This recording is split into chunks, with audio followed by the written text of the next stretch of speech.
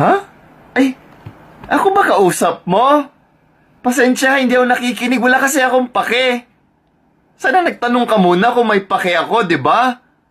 Sa iba na kwento mo na ba yan sa iba? Ah, walang gustong kumausap sa'yo. Kasi malay mo, di ba, kahit yung mga hindi marunong maglangoy, hindi malulunod sa sobrang babaw ng kwento mo. Sinubukan mo ba sa ibang GC? Kung may pake sila, doon ka sana nagtanong sa mga GC. Malay mo, may pake sila sa'yo, di ba? Sa akin kasi wala akong pake. Huwag ka magkwento sa akin ng mga ganyan.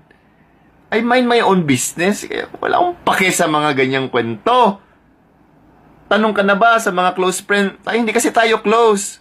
Magkwento ka dun sa mga close mo. Baka may pake sila. Kasi ako wala. Wala akong pake sa'yo.